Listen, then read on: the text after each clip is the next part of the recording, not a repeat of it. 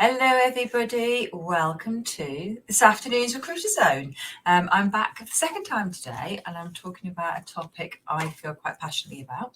But before we get into what that topic is, I'm going to ask my guest to introduce himself, and while he's doing that, I'm going to quickly bob over to LinkedIn. If you're watching us on LinkedIn, I'm going to share the link to where we are here. So James, do you just want to introduce yourself and let people know who you work for, what you do? Yeah, great. Thanks, Louise. Nice to meet you and nice to meet everybody today. My name is James O'Brien. I'm the Operations Director of iIntro. iIntro is a solution that works with recruitment organisations to help them transition from delivering traditional contingent transactional recruitment through to being a consultative retained recruiter.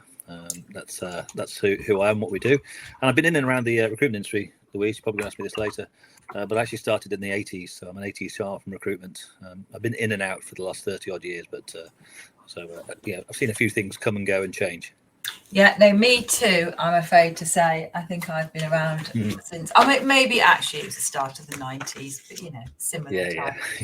Well, we'll no doubt have a chat about how things have changed. So if anybody wants to know a bit more about you while we're chatting, the link to iIntro is down here, and I'm going to get that open up and I will share that in a tab as well over on LinkedIn too. And James, I'll share your LinkedIn profile because people quite often want to know who I'm chatting with whilst I'm doing so they can work out your background. Now, this can be an interactive show. So anybody who's watching and they have an opinion on this, and I think many people will, if people have got an opinion, just share it. So let us know what you think. Maybe for forever you have been a very successful transactional recruiter. Maybe you don't think that there's anything wrong with that type of recruiter, or maybe you have made a similar move that we're going to be talking about, which is to a slightly different model. So let me get my questions up. They're just on my other screen. I guess before we get into kind of like the nitty gritty, we've called this show How to Break into Retained Recruitment, Strengthen Client Relationships and Win More Business. Did you pick that topic? Did you want to tell me why that title is there? Yeah, I think it goes down to my career, because when most people fall into recruitment, it's not something you get when you're at school. The careers officer, if they still exist, sort of say to you, "Oh, why don't you go and become a recruiter?" It's normally, you're applying for a job and you see a recruiter and they say, "Hey, would you like to try this?" And that's sort of how I fell into it. And you just do what you do, and and there's, as you said, there may be many people on this call who've been very successful in the world of contingent, and indeed it's a massive market. So I'm not here to denigrate contingent recruitment, but there comes a time, sometimes it comes at a stage in your career or through a degree of frustration where you decide that actually I don't want to carry on doing this, and hopefully later on we'll talk about things like fill rates, and because those were some of the wake up moments for me when you say, actually I don't want to carry on being a busy fool. I'd like to be more productive in what I do. So we go for that. So choosing this title, say to people, what is it that you can do? Why would retained recruitment be a better solution? And it's not easy, because we all know it's a bit like the holy grail of recruitment. How do I do it? A lot of people tried and failed, and I put myself in that camp too. It wasn't, by the time I'd actually mastered it, I'd had a few good goes at sort of trying to get it right. And our job now is to sort of try and help educate people and think, is it the right step for you? For many people it is, and for some people it's not. And that's a choice. Okay, and I want to come back to that. For some people it's not later, because I guess that I feel that way too, but yeah, I'd love to hear from people in the chat. Debbie's saying that had no idea this was even a profession when she was at college, which is actually quite weird, because careers advisors are kind of on the borderline of recruiters are helping people to find the jobs they want. It does seem rather strange that it's very rarely a suggested career, doesn't it? There's a point there. There's a point that Debbie makes there as well.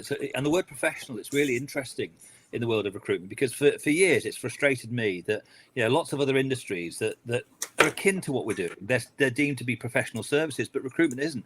And if you don't believe me, just go and Google recruiters are and see what comes up. It doesn't say recruiters are professional service consultants. It says recruiters are trash, recruiters are incompetent, recruiters are shady. So we don't have a very good perception. And in our own little way, I think we're all trying to say, how can we improve that so that the profession becomes respected?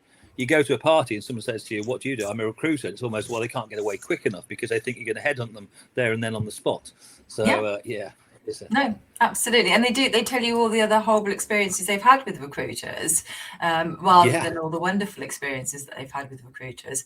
Okay, so before we kick into the kind of the bulk of this, I mean, have you been seeing some drastically different recruitment trends since the start of the pandemic? I think when you go back to the start of the pandemic, if we call that the end of March 2020, there are various stages that people go through. They panic, and we certainly went through that very panicky phase in March, April, and possibly even May, when people think, "Oh my God, what's happening? The world's coming to an end." Some people saw it as a bit of a holiday, but then the world started to kick back in and say, "No, you know what? Things do have to carry on. In some areas, they're not going to carry on as normal, but other areas are not going to carry on as normal. They're actually going to accelerate." Because if you were working in anything related to healthcare or life sciences, all of a sudden you found that you were as busy as ever.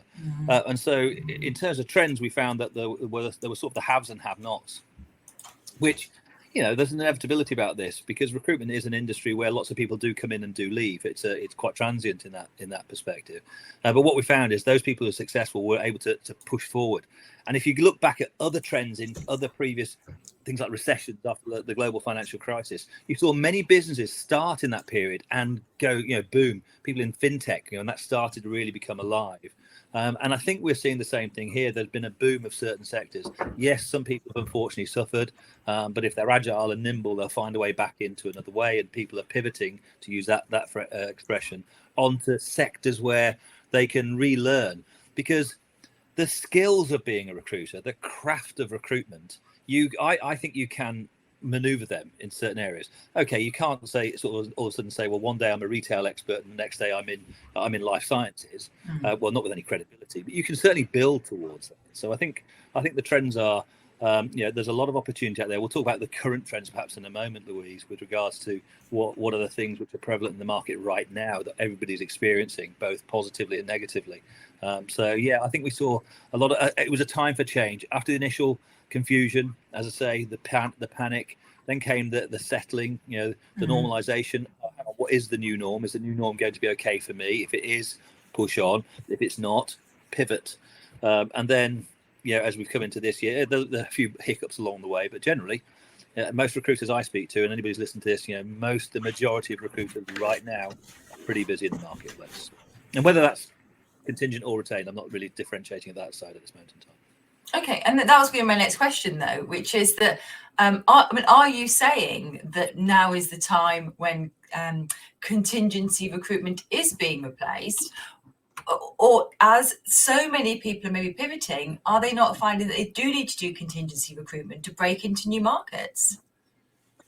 I think there's a fear of missing out. Says that, I'll work on anything to gain some experience. But I think, in terms of when you look at where the market is at the moment, let's just sort of make a statement of the obvious here. The market at the moment is very candidate driven. And, some interesting things that we're seeing in the marketplace, it's becoming more challenging to fill roles.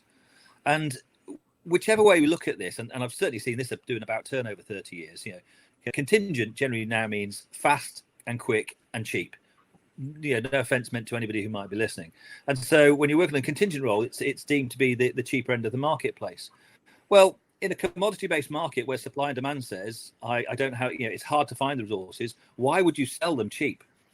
So I think there's some change there. And I was speaking to one of our clients recently, and it was a really interesting story. So, and this isn't about retained or contingent, but it's related to the market conditions, which we all know are candidate driven. And the the employer came to our client. His name's Chris. And I said, Chris, you've done some work for us in the past before. We need to rebuild a team. We need you to help us hire 6 people. And he said, I want to give you these 6 roles, and I know normally we pay you 20%. So you know what's coming now, don't you? 6 roles. They said, Chris, I'd like to pay you 25%. I'd like to pay you extra for these roles because I need you focused on doing it. And I need your attention in delivering this type of role. Now, we'll talk about retained later, and it was obviously a retained role. But it was a very savvy or switched on client, recognizing that actually, in the world of supply and demand, if I don't pay the right price, I'm going to get left with the leftovers. And so coming round to, in terms of now, it is now a good time to stay contingent or to consider. You've got to look at the service level and the proposition you're offering.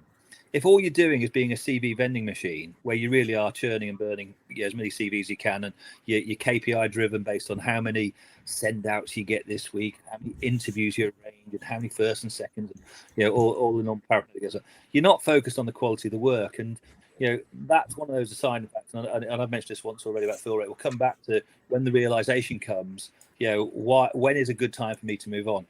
Now, there is also a point at this moment in time whether you're transactional or retained, you're very busy right now. I would imagine that most people are fairly busy. That's what we're seeing. So there comes that tendency, well, it's okay.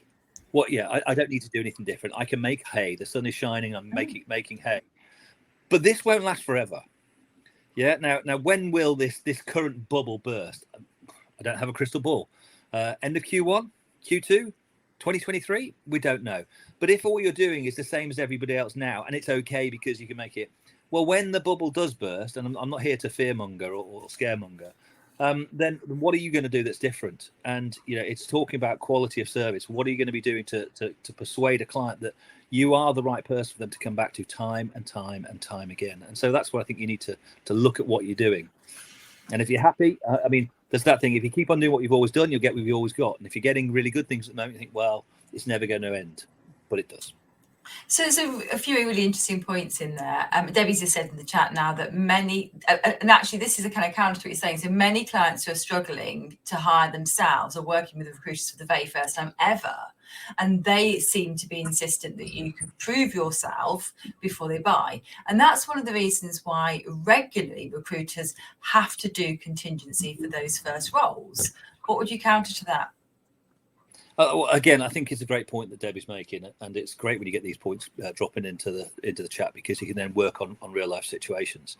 So here's I just want to sort of challenge that first of all. So when I'm in a meeting with an employer, and I'm not a day-to-day recruiter, but I still work with many of our clients with live clients. So whilst I'm not at the coalface every day, I am there. When we go into meetings with them, the reality is no employer wakes up today and says, oh, I'd love to sit down with a recruiter this afternoon because I've got nothing better to do. So if you're in that situation, that lovely situation where you're sat down with a client on Zoom or face-to-face, and they've invited you in, or you've persuaded them they should see you, they're doing it for a reason. And the reason is they have a problem. So in that meeting, there are two of you in the meeting, you and the client, you and the employer. One of you has a problem, it's not you. So why should I have to prove myself? Presumably you've got some type of track record. Why'd I have to prove myself that working for free is the right solution? Now, the problem is, what evidence do I have to show that employer other than a little bit of verbiage which says, oh, look, I'm really good at this. Oh, I've been working it for 15, 20, 30 years. I'm really good. Look at all my client testimonials. The challenge for clients is they're unsure of who to work with because they're not given sufficient visibility of what a recruitment process is. And we all know that recruitment's intangible. It's a CV driven service at this moment in time. So you've got to work harder to persuade the client. Now, in terms of proving, go back to the point I made about the 20 and 25% employer. It was the employer proving that they were worth the time of the recruiter. What a great flip that is. So I hear Debbie's point. And what you've got to say is, if somebody wants you to run around for free, ask yourself, why would you do that? How precious or unprecious, that's probably not an English word, but how precious are you about your time? And if it's not very precious, then by all means do it. But then come back to your statistics. Then come back and have a look at how many of those do you fill. And there's always different times that you go. I want to come on to fill rates in a minute. So over on LinkedIn, Kada said, I've made the move suddenly because I felt more confident I have the upper hand now. And that's what you're talking about. Is that the recruiter's in the position of strength? It is, but you've got to make sure you don't go from being super confident to being super arrogant. And there's a fine line between those two, and that confidence that comes. And when we see people make their first ever retainer, the people have done that, and it's like an epiphany. They feel like, oh, why did I not do this before? We didn't do it before because you didn't know how to ask the right questions. You didn't know how to show the right information that would persuade the client. Because you can't just, well, maybe somebody will challenge me on this one. You can't just decide, oh, I'm going to walk in and I'm only going to take a retainer, take it or leave it.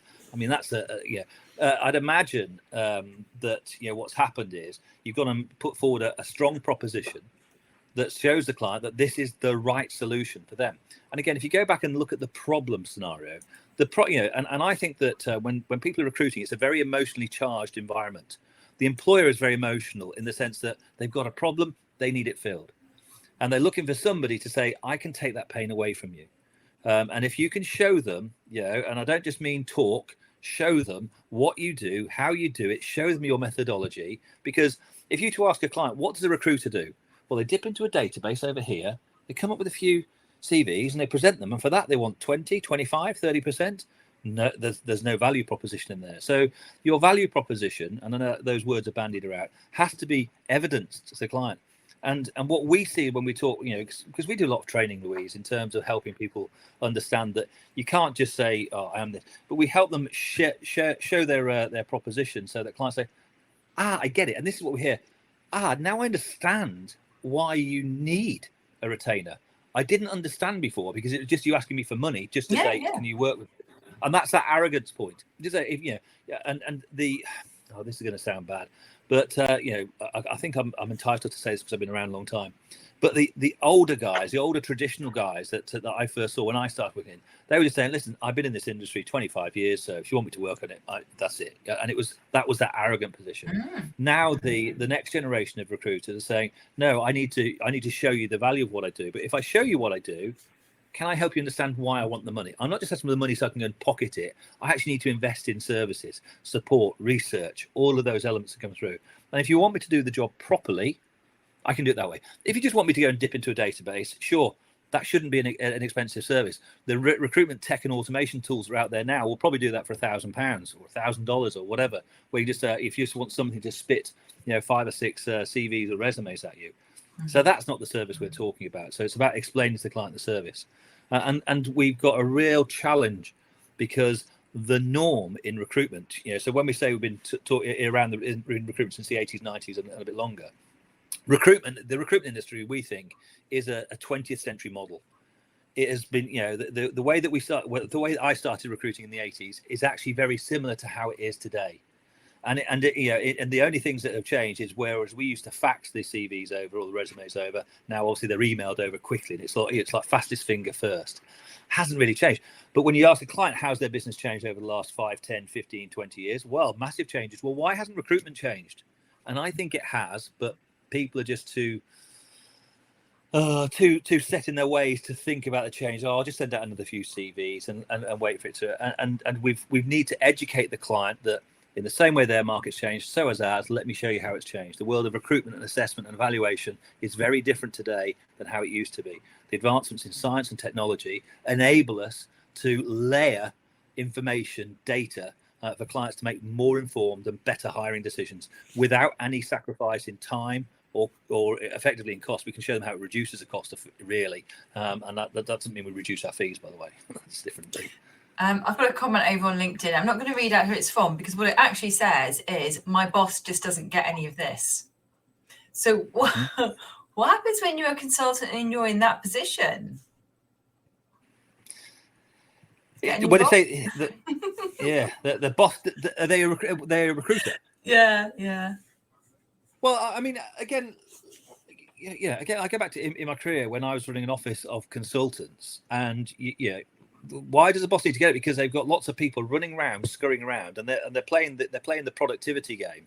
A lot of wasted productivity, but enough actually revenue coming through, so it stands out. And when you look at the impact of trying to deliver a retained service, it's more time consuming, and perceptionally people say, "Oh, I don't need to do that." Even when we train people first time around, they realise. And I was talking to an American firm who just starting doing retainers now with us, and they're saying, it's really it's fascinating to understand how much more work there is to do, but it helped them understand why they're charging, but what it does, it actually makes the individual consultant that much more productive, and productivity gains are one of those things that we can talk about in a moment, Louise. Okay, cool. All right, let me get back to my list of questions. So one of the things I was going to ask you about was the effect of the war for talent on businesses and recruitment firms. And I think we've probably covered that a fair bit, unless there's anything else you particularly wanted to add to that. No, I mean, again, that phrase has been around for years, hasn't it? And I don't think it changes. But we're seeing a lot of wage inflation at the moment, and I think it then becomes, there's the game that some recruiters play, which is, how do I increase my fees? Well, just chivvy it up a little bit. And sometimes what you've got to do is, if you've got a great relationship with the client, is say, listen, we know what the fee for this role should going to be. So why not fix it? Fix it at a fair price and choose a midpoint, or choose a point. Let's say, listen, if somebody ends up needing an extra $10,000, $20,000, euros, pounds, I don't want you to feel I'm actually just pushing that candidate on you because I make an extra whatever percentage point. So there are ways you can combat that to build trust with the client, because there's those differences between clients and customers. Customers are the one-off, the people, if they never come back to me, I'll charge them what I can and don't care about it. Clients are people who know, like, and trust you, the people that you've nurtured over time, so they always come back to you, and will come back to you even when they'll just come back to you. They'll take your call, whatever it is you want to talk to them about, and it's differentiating between the two. I think there's a little bit of concern in some parts of the market about recruiters actually pushing up the fees, because now is based on the salary. Because now is a very good time for a recruiter to be saying, actually, they do need to take more, and end clients not being 100% certain of where that's coming from. I don't know whether you've seen much of that. I did overhear a conversation yesterday about it. Yeah. Well, it's interesting because when you look at when I look at the search market, then people are saying, well, if I'm delivering a full search service, the fee is going to be somewhere between 25 and 33%. What's the difference between the two? Well, there are a number of factors which could be conditioned upon the type of firm, the type of research, the type of assessment that's being put in place. But you've got to create value for it. And then you look at the contingent market, and in the UK, and I know there'll be people here who are not from the UK, but the UK, the price is 15 to 20%. Now, what recruiters are trying to do is, if you're a transactional recruiter, without changing your service proposition, you're trying to edge yourself up because supply and demand, which is taking advantage of a market. And clients will remember that, because all you're doing at the moment in time is saying, well, I want more for doing exactly the same. And that doesn't resonate too well with people. And so what we try to help people is, if you are going to do something different, then show them what you're doing and justify the fee. Now, I was working with a guy in California. I spoke to him last night. And again, he's one of our clients. And those are the people I'm going to tell you about. And I'm only going to tell you about the success stories, of course. But his first role, and he's been in recruitment 10 years. He's a British recruiter, moved out to the US, been there 8 years. And he's just picked up his first retainer, and it's with a startup. It's a $240K, these are dollars, role, and the fee he's charging is 33%. And he's justified that fee, and the client is happy to pay that number because they know what they're getting for. Now, he spent time, and we talk about the difference between a transactional recruiter is very much like a waiter. They're there to take orders. Give me the job description, I'll go and find you somebody. Whereas a retained recruiter is consultative, a bit more like a doctor. They'll find out, they'll evaluate, identify the problems, consult with you before they suggest a solution. And the mistake that I see a lot of recruiters going into a client, they just assume they know what they're looking for because I'm a recruiter and I've been doing this a long time. Like, you're looking for a sales director. Well, I've got a sales director. Look, it's someone like this, isn't it? And that just means you're supposing that you know everything they're looking for. And there's so many softer factors that need to be taken into consideration. And when you do that, employers understand why you charge. But if you don't do any of that, they'll go for, and I would say, listen, if you just want contingent recruitment, you should be able to get it for 15%. If all you want is a bunch of resumes or a bunch of CVs, there's somebody out there doing it. It's not me, but there is somebody there, and that starts to get, well, why are you pushing me away?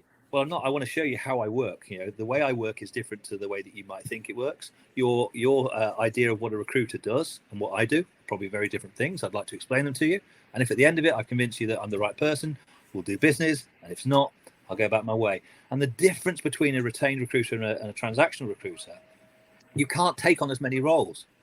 You can take on 1 to 2 roles a month, not 10 to 12. Yeah, because you know if you win those work, you're going to be focused on delivering them. So you can actually when the person earlier on was saying they've become a lot more confident. I said, don't be confident. You can actually go in comments and say, this is how I work. And I don't mind. I only need to find 1 or 2 new people. If it's going to be you this month, that's great. I'd love to work with you. But if you don't want to work on that basis, that's okay. And that's very powerful and empowering to be able to say to a client, I want to see if I want you on my roster. Because if how many times have we heard recruiters bemoan the fact that, their clients are, this, that, and the other. And so, well, if you've got a bad client, look in the mirror. Yeah. You chose them. You allow them to do whatever it is they're doing to you because they don't respect you for what you do. So change that dynamic, change that relationship. And that's one of the things we've talked about we used to do those shows called Working Lunch, which is about ditching the bad clients, ditching the clients you don't want to work with. So I wonder whether I could be completely wrong, but whether one of the barriers for people making this move is they don't really understand how the process differs, that they don't think that they can get their head around how to do retained recruitment. I mean, does it feel much more difficult? It can do to start with. Let's be honest about this. I don't want to sort of say, oh yeah, just take this tablet and it'll be all right in the morning. It's not like that. You've got to. It's education. You have to educate yourself on how to do it. And I'd say the mistakes I made in years gone by is I thought I'd just have a go. I'd have a go at doing it. And you know what? You get a couple of successes because somebody says, yeah, sure, because that's a client who already knows that they need to buy a search rather than just stick a vacancy out there, and they've helped you. And then you think, oh, I know what I'm doing. But then you go to another one and you sort of say exactly the same thing, and they push back, and you don't know how to respond to it. So you have to train yourself, and you have to train yourself to understand that in a meeting there's a certain process you have to follow. Now, I work for iIntro, as you know, but I previously was a recruiter, and I actually bought the iIntro platform for my business. And we were like every other recruiter out there in the market. And I was looking for a piece of magic. And I'll be honest with you, I thought I'd bought a piece of magic, and we got it. This was back in 2013. We went out to our clients and we said, look, we've got this magic. We didn't say it that way, but and they said, so what? And we thought, oh God, I've got it wrong. And it's because we hadn't understood that actually selling retainers is a process.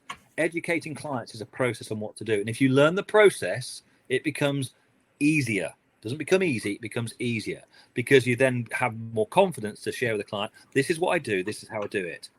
This is why I'm doing it and what's in it for you. And if you can show them that, then that becomes very different.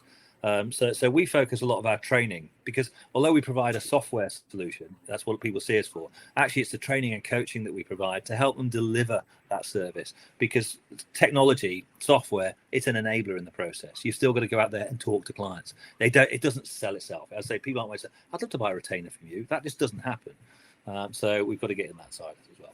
It's so interesting you said that, because my perception of your business had been that you were a CRM. You had a CRM tool, which I'm not saying you don't, but that's what it was. No, we don't. We don't. So what is the software? Well, the software is we use the software in two parts. And it's in its simplest form, it's the final presentation tool of your shortlist. That's the end product. However, what it really is, because if you can't sell the retainer, then you don't need it. So what it really is, it's the enabler to help you sell and pitch retained recruitment. And so the software, it becomes part of the process when you're showing a prospect or a potential client what it is that you do differently to every other recruiter who's out there. And it's really important then that so we have software, of course, but around the software. Software without training, training without coaching without support, it isn't going to work. It's just it'll just be another piece of software that somebody's bought. And that was the mistake I made in 2013. I bought the software and thought it would be the magic. It wasn't. And it was then really about the training and education, which I tried to shortcut because, everyone's in a hurry. And then I realized, no, break it down, deconstruct it, have a look at it. And now, so what we've done at iIntro, based on my experience when I sat the other side of the table, is we deconstructed the process so that we can help people go through certain steps and stages to deliver it. And then if you know how to deliver it, you then decide, when will I deliver it? Because one of the things we don't say to everybody is, let's say, oh, by the way, the only thing in the world is retained recruitment. No, certain roles are right for retained recruitment. Certain roles are okay to be contingent, exclusive contingent, whatever. It just depends on the requirements. Because somebody comes along to you and says, I need somebody next week, realistically. Yeah, and we know those type of things happen. Well, that's got to be a quick database search to see who's available. Doesn't mean they're the best person for the job, but who's available right now, and that might be the need. Now, we can talk about we should try and put in a contractor there, a temp, of some type of version, whilst you do the full search. But for some organisations, that's not what they want. Again, the lower down the food chain you go, then the quicker the search may need to be. But if somebody's looking to hire a mid to senior executive, somebody's going to add real value to that business, it's one of those things that we talk to clients about timelines. And I was talking to a firm earlier on this year. I was working with one of our clients, but I was talking to the end employer. And we went on this call, and it was about the middle of February. I said, well, when do you want somebody to start? And they said, well, we've been looking for 6 months. So the reality is we'll start them when we find them, which was great. Now they'd come to our client because they'd failed, and they'd failed doing all traditional work. We said, okay, well, how does it work for you? So and we said, okay, here's our timeline. Your briefing is today, and it's a great briefing. We're going to do some consultative work with you over the next week. We'll have another kick-off meeting next week. We then need 3 to 4 weeks to do our search. If we can do it in 2 to 3, it'll be 2 to 3, but 3 to 4 weeks. So here we are. We're going to have our shortlist ready for you probably in the last week of March. How does that sound? And for their own reasons, they said, actually, that doesn't work for us. We can't do anything at the end of March because it's the end of our first quarter. We've gone public. We did an IPO last year. So now can we push that to the first week of April? Well, fantastic. More time. Absolutely. So went through that, and obviously they put the hire in. They went through they made the offer out in the middle to end of April, and the person started in June. And when you say those stories to clients, so hang on, so you started in February, it was June, it was 4 months. Well, that's how long it takes. And that's in America, by the way. In the UK, a lot of people at mid to senior level are on 3 months notice, and they try to shortcut out of it. But you say 3 months plus a 6 to 8 week program for actually putting together the recruitment. It can be 4 to 6 months, and you have to share with people that's what it is. And for many recruiters, that can sometimes be, they're scared to say that. And one of the things we say when we train people is say, no, again, no offense, man, don't be a recruiter. Be a management consultant who specializes in talent acquisition for your chosen sector. Yeah. Show the client that you consult with them. You've got to do recruitment work, but your job is to help them find the person and somebody who's going to stay with them for the mid to long term. Mm-hmm. So how do you measure how successful you are? Well, actually, it's by the fact that the people I place are still in the job 1 year later. Well, and most people say, well, surely most people are. No, it's not. If you ask employers how many people leave within the first year, 20 to 30% of new employees leave. There's a piece of research in the US by an organization called Leadership IQ that says 46% of new employees fail within the first 18 months. So, well, it's great for the recruitment industry, isn't it? We keep it going. But if people are paying you high fees, they want to know that you're doing a proper job. So we will give our clients, employers who work with our clients, we offer a risk reversal policy of up to 24 months. Mostly it's up to 12 months, but up to 12 months free replacement. So we say, I'm not a CV vendor. I'm your recruitment partner. I'll stand shoulder to shoulder with you. Something goes wrong, I will fix it for you. I will take it on the chin. I will do the search again. Guess what? I don't want to do it again, so I'm going to do it right first time. And to do it right first time, I've got to take you through this process. Go through a process. Don't just think it's about finding a CV in a database in the next 30 minutes, which you can do. So a couple of things you said then is I think that recruiters who can't be honest about what the process is going to involve and how long it's going to take are probably similar to some of the recruiters who don't feel confident in talking about fees or maybe slip that contract in on the back page of a CV.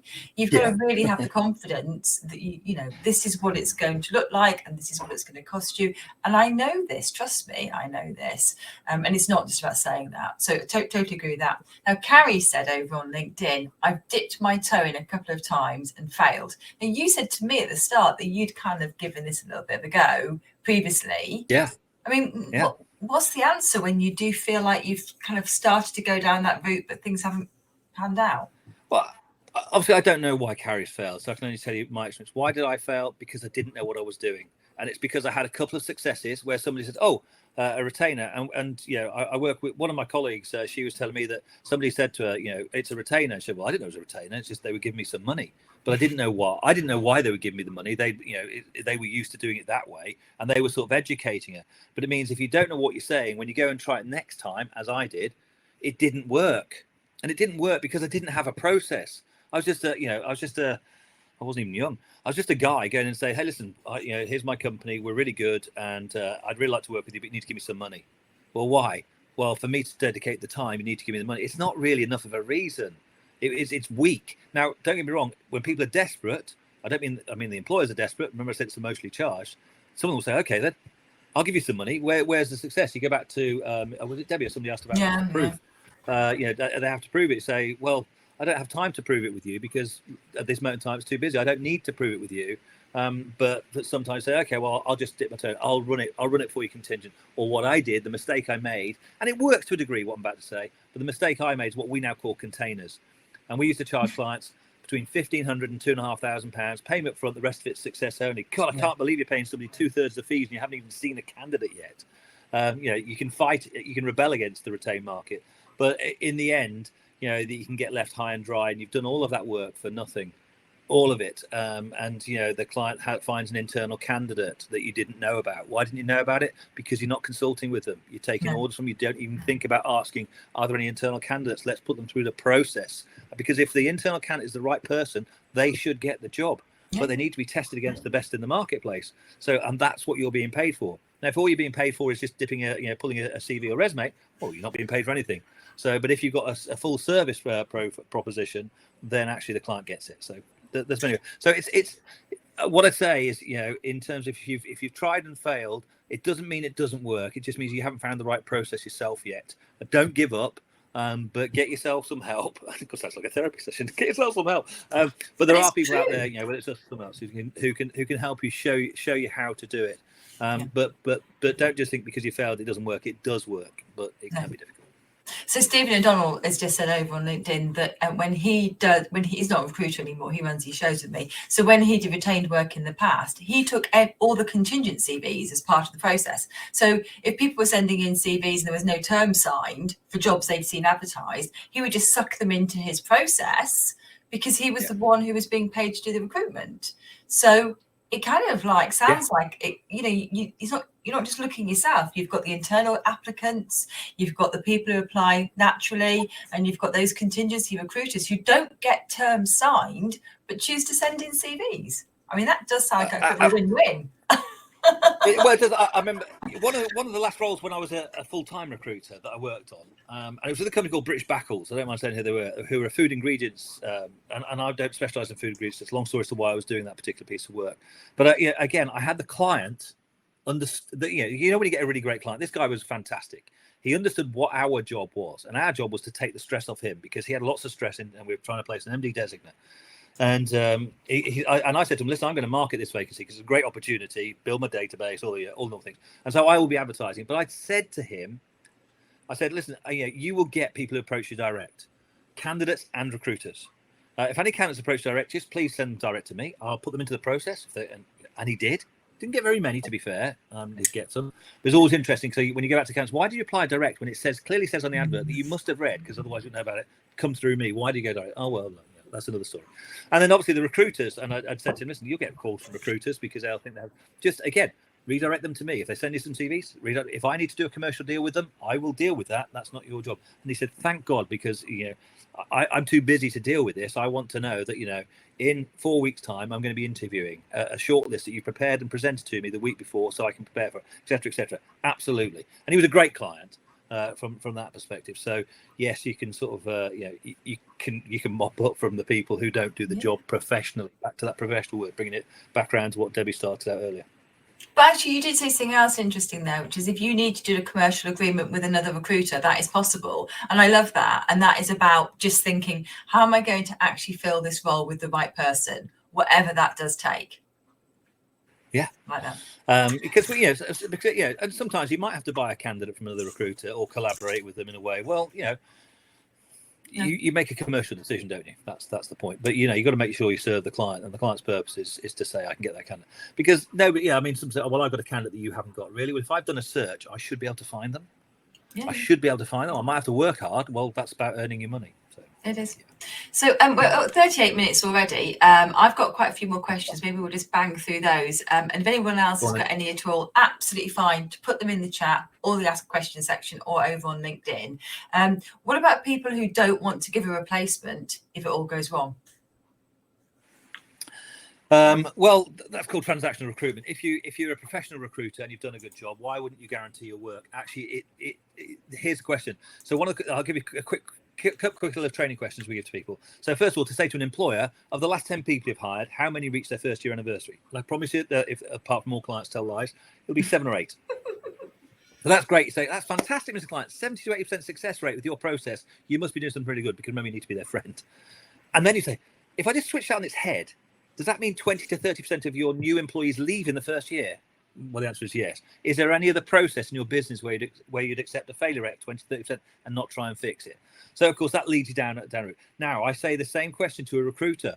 Of the last 10 people you placed, how many, if you know it, are still there after 12 months? And the recruiters, who also lie, normally say 9 to 10. I say, that's fun. That's brilliant. You are really, really, really good. You're better than your clients. So why wouldn't you give that? Why don't you use that statistic that you are fantastic to your benefit? Because you've got 10% risk. Now in our system, we talk about 96%. 96% of the people we place using our methodology are still in the role 1 year later, and 93% after 2 years. That 96% is what gives us the confidence to say, if someone leaves, I will mitigate that 4% risk. But actually, it's a 20% risk for you, Mr. Client. So I'm actually giving you something really big. But for me, it's a 4% risk. So if I were to place 25 people in a year, I've got to do statistically one more assignment. If I say to a recruiter, can you handle one more assignment this year? Yes, you can. Well, it's free. But actually, it's not free. You were well paid for it the first time. And guess what? You've made yourself sticky with the client. They love you. Guess who they're coming back to next time they're hiring? Not ABC Recruitment down the road. They're coming back to you. That's what you want.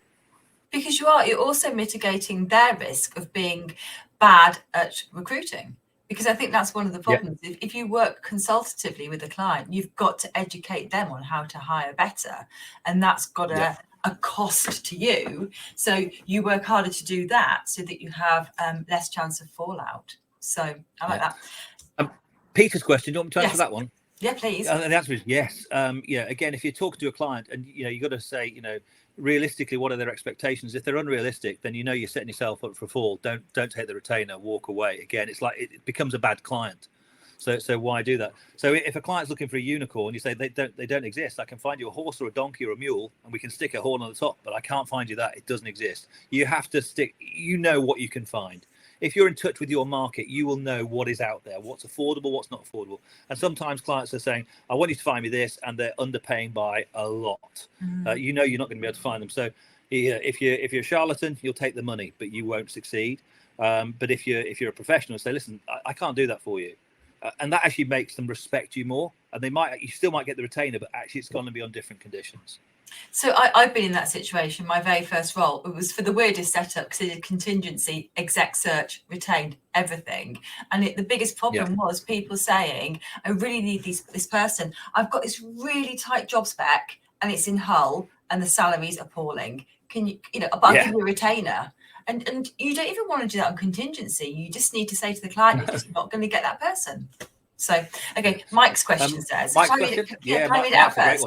Let me read it out. If clients are used to working with an agent on contingency basis at 15%, what's their incentive to switch to retained? Okay, again, brilliant question. And it comes down to a couple of things that you just need to store in your locker. First of all, according to the REC, if you're in the UK, you'll know the REC is a Recruitment Employment Confederation, or the CIPD, the Chartered Institute of Personnel and Development. Every new hire that leaves within the first 12 to 18 months costs the organisation up to 3 times or 3.5 times salary. Just bear that one in mind for a moment. So, if someone leaves. So how do you help a client understand that their current 15% process is actually failing them? I would actually be prepared to say to a client, your current recruitment process is flawed or it's even broken, but you don't realise it because you're used to it. And I'd take you back to the questions I said earlier. So, Mike, that question was, ask them, of the last 10 people you've hired, how many make it? Oh, 3 leave, 2 leave. Great, okay. Well, do you realise what that costs you? How much did you pay them on average? 30 grand, 50 grand, 100 grand. Well, multiply by that 3, that's how much it costs you. Now, how can you evidence that? You need some support. The REC has got a great report. It's called The Perfect Match. That will give you the evidence, say it's 3 times salary. Don't believe these aren't my numbers. These is independent research. So every time you lose those 2 or 3 people, you go through that basis. Now, so your 15% process is actually costing you a lot. Now, my service has got a 96% success rate compared to your 70 to 80%. That's extremely valuable to you. And the cost saving I can help you with is more than outweighed by the 20 to 30%, because actually on 3 of your hires, you're not paying 15%, you're paying 30%. Because when you ask like, when do you normally get rid of them? They'll say after 4, 5, 6 months. What's the rebate period from most recruiters? 90 days sliding scale. So they don't get any money back, which they don't really want anyway, but they're left actually having paid salary, lost productivity, teams that disjointed. There's loads of reasons why it doesn't work. Now, so you've got to, I suppose what I'm saying is you have to evidence why their 15% service isn't working as well as they think it is, but they think it's working okay at the moment, but it's not. And only if you can show them that will they then consider working with you on a retained basis. And that's where the risk reversal policy, we call it, offering up to 12 months free replacement, actually becomes really valuable, and it costs recruiters almost nothing. I think that having a really clear strategy, and this is obviously what you train, having a really clear strategy about what you talk about is essential. Because I've heard some, I was on the train yesterday, some shocking I always sit next to the recruiter conversations with the way they talk about how they talk to clients, and I just said to them, well, I'm not going to get anybody with that salary.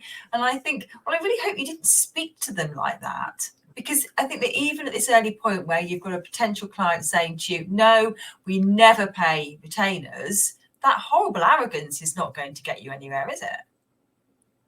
No, I mean, it just exacerbates the perception of recruiters in the marketplace. So, no. Yeah, I mean, at the end of the day, when you're selling, you go through the rapport building, people buy from people they like. If they don't like you, well, there's 29,000 other recruiters out there in the UK. That's firms, by the way, not people. And in whatever market you happen to be listening to this in, there's the equivalent number. So, so why would you do that? Okay, so really quick question here. Does it what happens when you're up against a recruiter who says, I'll do it on results only? That's well, I say to like, well, listen, what are your expectations from that client? They're not being paid for it. Think about it for a moment. How hard are they going to work for you? So let me bring in the fill rate question for people, and I'll try and link them together if I can. Cool. So again, a question I asked of my business, and so I asked the people who are listening to things is, when you're working on a contingent base, ask yourself, what's my fill rate? So by fill rate, how many vacancies do I have on at the moment, and how many invoices do I raise a month? So if I've got 10 vacancies on in my business, how many invoices will I realistically make this month? Now, this is really shocking. When I did this with my team, and this was multiple people, this wasn't one or two people, it's in the tens of people, our statistic was 11%. We placed, let's call it 1 in 10. Now, when I ask recruiters that same question, they say, 1 in 2, 1 in 3, 1 in 4, 1 in 5. So the honest ones are saying about 1 in 5. Well, let's just call that the old 80-20 rule. That means 80% of your time is being wasted and only 20% is being fulfilled. But the 20% payday can seem good sometimes. So you just ignore the 80% failure rate. But when you say this to a client, how can, if I'm working with somebody for free, somebody will work for free. So, well, you may not understand that for them to be successful, they've got somewhere between a 10 and 20% chance of success. How much effort do you think they're going to put in for you? If you work with me on a retained basis, I will give you 100% of my time. And I will guarantee the work that I do. I will, and I'm only going to take the work if I know I can fill it. So again, don't take work if you know it's impossible to fill. So as long as you're taking on work that you've got a realistic chance of being able to fill and you've got a service, people will say, and it's about you valuing your time. You won't win them all, but you don't need to win them all. And again, when you talk about, we talk about sometimes, how many clients do I really need to be successful? 20. Yeah. If you had 20 people who recruited from you once or twice every year, every other year, and you're working on a decent fee level. Obviously, there'll be some people working at 30k level. There'll be some people at 50, some people at 100. You'll actually make good money, whether you're self-employed as a consultant or whatever it may be. So it's not about the spray and pray effect. It's about laser approach and saying, let's work with my clients. Let's show them the value, and they will appreciate you for it. And and at this moment in time, even though there's an abundance of opportunity out there, clients will still listen to you if you've got something different to talk about. But you've got to take the time to educate them, because the clients can be too dismissive of you. Oh, just keep on doing what you do. Just send me some CVs. That's all they think it is. And it's, whoa, let me just stop you there. What's the point of me sending you more CVs? I spoke to somebody and said, I was speaking to an employer. They've said they've seen 29 CVs. Sorry, they've interviewed 29 people. And they're saying, I'll know the right person when I see them. Well, no, they don't. Because they've just been saying, I want somebody with X years experience, work for ABC Limited, and tell me who you've got. That's not consulting. That's just order filling. Once you've said that 29th CV, you need to walk away. You really have not got a relationship with the client. Yeah. It's like when my kids were little, I remember once saying to my mum, I can't believe, I don't know what I'm doing wrong. I told them to get out of the bath 12 times and they ignored me. And she was like, after the third time, you'd already gone wrong. And it is, you need to know when you're not successful at what you're doing. I mean, I remember you said to my kids, if I count to 3 and you're not out, that's it. 1, 2, 2.5, 2 3/4, 2 7/8, 2 15 16.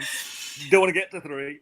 If you're still doing that though when your kids are 15, you have royally messed up. So as a recruiter, if when your client says, I'll just send me a couple more, I'm not quite sure I've seen them yet, you need to take a massive step back on how you took that briefing, how you set those expectations, and how many candidates have you wasted the time of as well.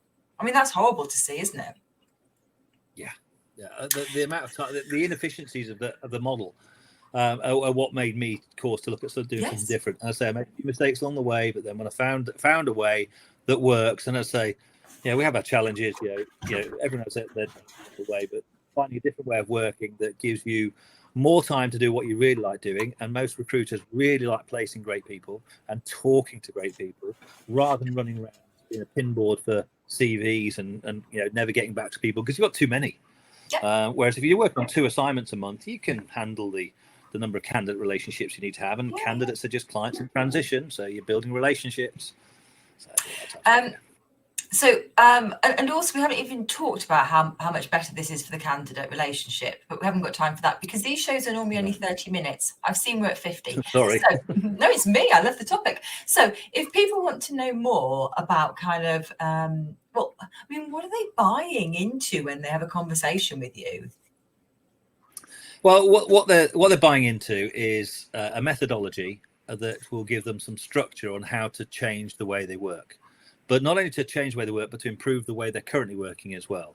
So obviously there's a software platform, there is a software element of it, but actually it's a training and coaching program. We've developed something called the Retained Recruiter Academy, which is to help people make that transition, because it's not easy, and it's not easy if you're trying to do it by yourself and stab in the dark. So we have a support, a training team, learning development team, who will help guide people through. So that's face-to-face training on webinars, of course. We have an academy, which is all an online learning platform. We have templates, we have emails, all the marketing collateral and support that you need, so that people can make that transition. And we're there to support you. And it's a 12 to 24 month program for people. It's not, the guy just mentioned in America, 240K. He's done that. I just said to him last night when I called him, I said, his name's Greg. I said, Greg, you're my new poster boy for America because you've done it in a month. But it's only one. And that doesn't mean success. So we try to say to people, Rome wasn't built in a day. You're going to have to transition some of your business. And the original business that we did this for, iIntro's sister company, a business called Grass Greener Group, they took 18 months to transition from being 100% contingent to being 100% retained. But not everybody wants to go 100% retained. So you choose your focal point. But we agree with you, the objectives that you're looking to do, we work with you, train you, coach you, support you, and provide you with the methodology, the technology to sort of help you deliver that and differentiate yourself in the marketplace. That's what it's about, being able to show your client you'll sound like a few other people, but you won't sound like the 29,000 people that are out there saying the same thing. I'm a great recruiter, I build relationships, I've got a great database, I know your people better than you know, all that type of stuff. I'm bought in. Do you know what? I haven't done real recruitment for 15 years. I'm actually quite tempted. I genuinely think if I could go back to doing recruitment now, and I would do it your way. 100% I would do it your way if I did. Absolutely. All right, cool. I love it. So if people want to know more, your LinkedIn is in the sidebar. It's fun. Isn't it fun, Debbie? Because Debbie's just looking to do a job. Yeah, no, I know. I'd love to work with Debbie. You have to meet Debbie. So your link to the sidebar, link to iIntro down here. We're going to turn this into a blog post. So if people are watching this on the blog, there'll be all the links there. Or we'll get something in next week's newsletter as well to encourage people who didn't catch this live to watch the replay and find out a bit more about what you've done. And hopefully we'll get to meet up in person at some point, James. That'd be great, Louise. I mean, we also run the Retained Recruiter Academy. We started off as an event just before COVID, where face-to-face event, a bit of a networking event, and we'll get back to them when the world returns to normal. But I look forward to meeting you as well. Thanks very much for your time today. It's been Will you invite me along to that? Will you invite me along when you actually meet up in person? Yeah, I'd love to. When we restart them. I can't tell you what it is because I haven't set them up. We will do yet. They're great. No, I'll definitely be there. All right, cool. Thanks ever so much, everyone who watched us over on LinkedIn. Thanks to those who watched us here. Thanks to those watching us on the replay. Yeah, Debbie and I are both coming along to see you. Your new fan club. Thanks ever so much, everybody. Bye-bye. Thanks a lot. Bye-bye.